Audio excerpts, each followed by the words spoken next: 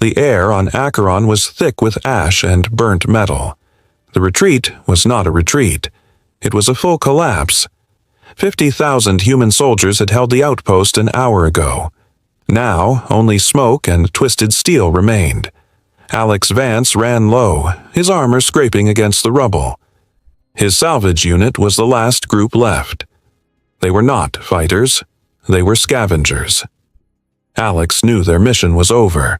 A distant engine screamed overhead, a Cathar dropship. It was hunting stragglers. "Vance, move!" Sergeant Cole yelled into the comms.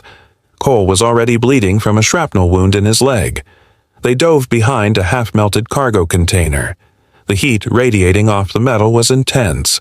The Cathar did not need tanks for ground assault. They had the Draken. The ground shook. Not from an explosion, but from colossal weight. A shadow fell over the ruins, blocking the burning sky. Tyrant. The beast was 10 stories of black, bioengineered muscle and plate armor. Its eyes glowed red, searching. A cold voice hit Alex's mind. It was piercing, arrogant, and perfectly clear, bypassing all human radio filters. "You are small. You are weak. Your end is necessary." The telepathic mockery was worse than any laser fire. It was the sound of superior intelligence confirming human insignificance. Cole raised his pulse rifle, a desperate, useless gesture. "Talk to it, Vance," Cole yelled, his voice hoarse and broken. It was a bitter joke. Alex was the reason they were stuck here. He had spent a year arguing in the academy that the Draken were not just animals. He claimed they were slaves, weapons that could be reasoned with. His theories had gotten him demoted to a salvage grunt. "Shut up, Cole," Alex muttered. He dropped his rifle. It was useless against Tyrant's hide. The Draken stepped over the wreckage of a transport. The air smelled like ozone and fear.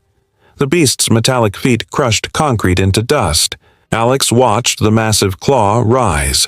It was ready to crush the remaining 4 humans like insects. This was the end. He closed his eyes, not in prayer, but in calculation. He did not send a word in any known language.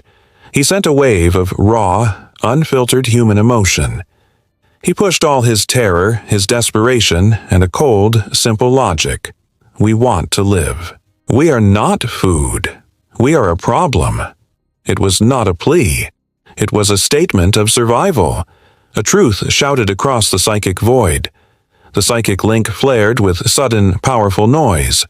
The Cathar commander, miles away in orbit, monitoring Tyrant's feed, felt a sharp spike of confusion and pain from his war beast. The mockery stopped. Tyrant froze. Its massive claw hung in the air, a breath from crushing Alex. Alex opened his eyes. He stared into the red glow of the Draken's pupils. The arrogance was gone. What he saw was a flicker, a brief exposed moment of sheer terror and desperation. The fear was not for the humans. It was fear of its own masters. Tyrant was a slave, and it was breaking. The Draken lowered its head, its voice, quieter this time, scraping the edge of Alex's mind. It was not a threat, but a request. Help. Then, before Alex could process the single word, Tyrant roared, a sound of agony and defiance, and its jaw opened wide above him. Tyrant's open jaw did not bite. It was a silent scream. A plume of superheated air blasted past Alex, searing the metal behind him. The Draken turned its massive head, its red eyes locking onto the Cathar dropship that was now descending. The beast roared again, this time with pure, focused aggression toward the enemy. The dropship pilot hesitated. No Cathar. War Beast ever disobeyed a direct order. Tyrant did not wait. It lunged, its huge body moving with impossible speed. The dropship was ripped from the sky, its hull shredded by the Draken's claws. The wreckage hit the ground 100 meters away. The explosion was loud, final. Alex was alive. His unit was not. The blast and the movement had finished off the injured Cole and the others. Alex stood alone in the smoking ruins. He looked at Tyrant.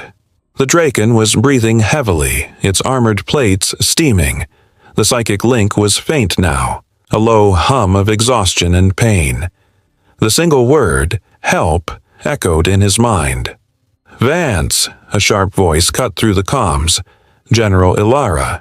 She was the highest-ranking officer left, trapped in the emergency bunker half a mile away. "Report, that was a Draken. What just happened?" "It saved me, General," Alex said, his voice flat. "It's a slave. It broke its link." Silence. Then Ilara's voice, cold and dangerous. "You will report to the bunker now, Vance. You are under arrest for insubordination and endangering personnel." Alex knew the routine. His claims of alien sentience were treason in a war zone. He ignored the order. He moved to the wreckage of the Cathar dropship, scavenging a long, thin communication device. He needed to talk to Tyrant, not the general. He was halfway back to the bunker when the second attack hit. A human transport truck, carrying the few remaining prisoners, exploded ahead of him. It was a focused ambush. Cathar soldiers, smaller and faster than the dropship, poured out of the shadows. They were not attacking the bunker. They were attacking the transport's wreckage. They were hunting someone specific. Alex realized they were hunting him. The Cathar command knew he had broken the link. He scrambled behind a shattered wall. He had no pulse rifle, only the salvaged Cathar comm device. He activated it, not for two-way communication, but for broadcast. He didn't use language. He used a high-frequency xenolinguistic pattern that mimicked a Draken distress signal. Pure, desperate, and loud. It worked. A silhouette dropped from the sky. It was Tyrant. The Draken landed between Alex and the Cathar soldiers, its massive shadow covering them both. The soldiers, modified for telepathy immunity, were not afraid, but they were shocked. A Draken had betrayed the Empire. Tyrant began to fight. It was brutal, efficient. The Cathar soldiers were crushed, their armor no match for the beast's raw power. Alex ran toward Tyrant's head. He saw the source of the beast's agony. A small, pulsing metallic disc embedded in the Draken's skull. The neural link. He pulled out a combat knife. "What are you doing?" The Draken's thought was a wave of panic. "I'm freeing you," Alex whispered, his eyes locked on the metallic disc. "I'm making you real." He jammed the knife under the disc and pried. The Draken screamed, a deafening sound of psychic and physical pain. Alex pulled hard. The disc ripped free with a shower of blood and blue sparks.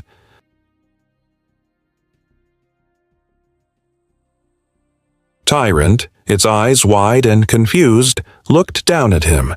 The alliance was sealed not with words, but with blood. Alex had just given the greatest weapon of the enemy total freedom. He looked at the blood on his hands, knowing he had crossed a line no human had ever crossed. General Ilara's face was a mask of cold fury. She stared at Alex through the heavy shield glass of the old mining fortress command center. Tyrant, the now free Draken, stood patiently outside the perimeter, its massive shadow a constant threat and a constant defense. "You brought a war beast to our doorstep, Vance," Ilara said, her voice low. "You are a liability." "I brought a weapon, General," Alex countered. "The Cathar are sending 2 new Draken commanders. They will target this fortress. We fight or we die." Ilara's eyes flickered to the main screen. The enemy fleet was moving into attack position. She hated the choice, but she took it. "Fine. You and your ally will breach the Cathar communication nexus, broadcast your signal, prove your theories." The mission was a suicide run. The nexus was a massive, shielded tower a mile from the fortress. Their only advantage was speed and the element of surprise. Alex and Tyrant moved out through the dust storm. The Draken was no longer a mindless engine of destruction. It was a partner. Alex rode high on its back, strapped into a makeshift harness. He felt the Draken's sheer physical power, but also its deep, raw fear of the Cathar. The Nexus perimeter defenses were fierce. Laser grids crisscrossed the ground.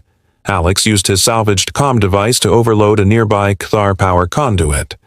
The grids flickered and died. "Go, Tyrant," Alex ordered. The Drakon thundered across the open ground. Two enemy Drakons, heavily armored and still linked to the Cathar command, descended to intercept. The battle was a brutal, silent dance of giants. Tyrant fought with a desperate, self-aware rage. The others fought with programmed cold efficiency. Alex felt the psychic pain of the fight. Every blow that landed on Tyrant sent a shockwave through his mind. He knew this was a fight against its own nature. They reached the Nexus Tower. The entrance was guarded by the Cathar Praetorian Guard, soldiers genetically modified to be immune to all psychic influence. They were the Empire's final, silent defense. "Tyrant, breach the wall," Alex commanded. The Drakon roared and slammed its shoulder into the tower. The metallic structure groaned but held. Praetorian fire erupted from the broken windows. Plasma rounds tore into Tyrant's hide. Alex, exposed on its back, felt a searing pain in his arm. He was hit. He ignored it. He climbed down, scrambling through the wreckage and into the tower. He reached the communication nexus room. A massive console pulsed with blue light. Tyrant followed him, collapsing the corridor with its sheer size. The Praetorian Guard engaged, their specialized weapons tearing into the Drakon. Tyrant was pinned down, injured, bleeding. Alex looked at the console. He knew the plan. A massive energy spike, a broadcast that would reach every Drakon on the planet. It would cripple the Cathar command, but it would also destroy the console, leaving them trapped. He saw Tyrant looking at him, its red eyes dimming. The Drakon knew what was coming. Alex didn't hesitate. He pulled the emergency overload cord and slammed it into the console. The room was bathed in a blinding blue flash. Tyrant let out a final, agonizing roar. The wave of pure, raw psychic energy exploded across the planet with a single, clear message. The neural link is a lie. You are free. The Cathar command structure went silent. But as Alex looked down, he saw Tyrant, gravely injured, collapsing onto the floor. The human fortress perimeter alarm began to scream. The Cathar ground forces were pouring in. The fortress was hell. The psychic backlash from the Nexus blast had confused the Cathar command, but it had not stopped the invasion. Ground forces, armored and ruthless, flooded the mining tunnels. Alex ignored the searing pain in his arm. He dragged himself back to Tyrant. The Drakon lay still, its massive body blocking the ruined Nexus entrance. "Not yet," Alex gasped, slapping the Drakon's snout. "You don't die here." He pulled a thermal charge from his belt and set it near a damaged load-bearing column. The explosion would seal the tunnel, buying them minutes. He had to get back to the command center. General Ilara was making her final stand. Alex raced through the collapsing corridors, the ground shaking with every blast. He reached the command spire, the last safe structure in the fortress. The door was sliced open, smoking. He burst inside. General Ilar was kneeling, her pulse rifle tossed aside. The Cathar High Commander, a tall, insectile figure in polished black armor, stood over her. "Vance," Ilara whispered, defeat heavy in her voice. The commander turned, its multiple eyes focusing on Alex. It spoke in a harsh, clicking, human language. "The xenolinguist, you freed the weapons. A foolish, sentimental act." Alex held up the salvaged Cathar comm device. "They aren't weapons. They're prisoners." The commander let out a sound like dry laughter. "Oh, they were once the rulers. The Drakon. A proud, noble, telepathic species. We simply refined them. Genetic re-engineering. Neural suppression. We made them into what they were meant to be. Tools." The truth hit Alex with the force of a weapon. The Cathar Empire was not built on conquest of other species, but on the betrayal and enslavement of its own original rulers. The tyranny was engineered from within. The commander stepped closer, towering over Alex. I know what you did. You have a unique ability to connect. I offer you the choice I offered the Draken's ancestors. Submit. Join me. You will become the new master of the Drakens. Humanity will be spared, for a time. Alex looked at Alara, then at the comm device in his hand. He had a plan, years in the making, a desperation move he had coded while locked in the transport cell. I refuse, Alex said, his voice steady. He didn't broadcast the distress signal.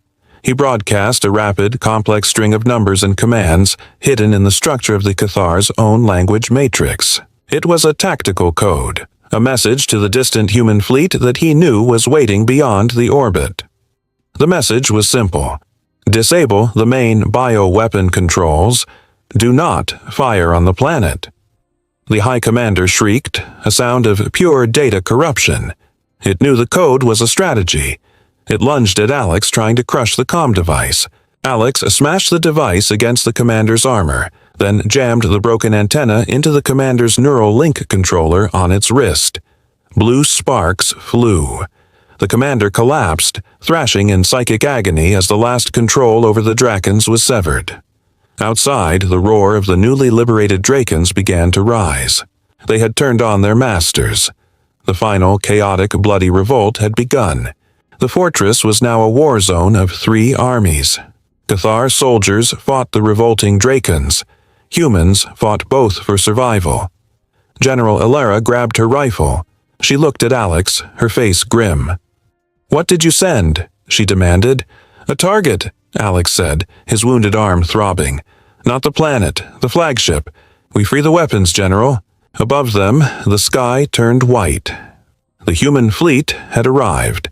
But instead of the expected orbital firestorm, there was a single, blinding flash near the Cathar flagship. A moment later, the flagship went dark, tumbling silently through space. The central bioweapon controls were disabled. The human fleet had followed Alex's code. Alex and Alara raced back to the Nexus Tower. The tunnel was sealed, but they found another way through the shattered maintenance shafts. They reached Tyrant. The Draken was a wreck, its armor cracked, its breathing shallow. "We need to stabilize it," Alex said. He worked quickly, applying a heavy-duty sealant to the Draken's wounds. Alara, despite her military discipline, helped without question. The survival of humanity now depended on the life of an alien war beast. The battle outside reached a frantic peak. Without the neural suppression and command structure, the Cathar forces panicked. The Drakens, fueled by generations of suppressed rage, tore through their former masters. The Cathar, suddenly facing their own weapons, began a chaotic, desperate retreat. The fighting stopped with a sudden, tense quiet. The last Cathar dropship lifted off, speeding toward the broken flagship. The siege was over. Alara looked at the carnage.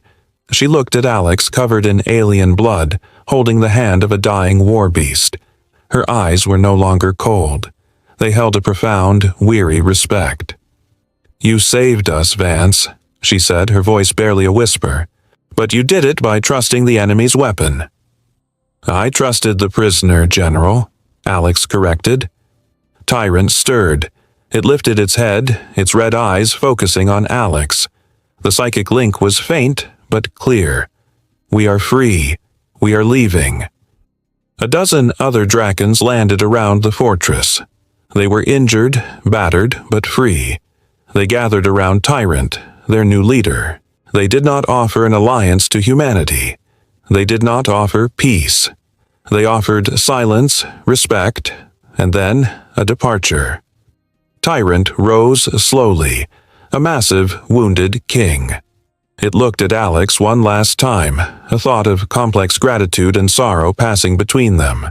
Then the Draken turned and led the others away, massive shadows against the burning sky, flying toward the stars to reclaim their broken civilization. Alara placed a hand on Alex's shoulder. The war was not won. The Cathar Empire was broken, but now a liberated, powerful species was loose in the galaxy. Alex stood on the ruined plain, listening to the silence where the Draken's voice once was. His arm burned. He was no longer a disgraced xenolinguist. He was the bridge between two worlds, scarred by the psychic bond of his alliance. He looked out at the stars. The true war, the war for the soul of the galaxy, had just begun.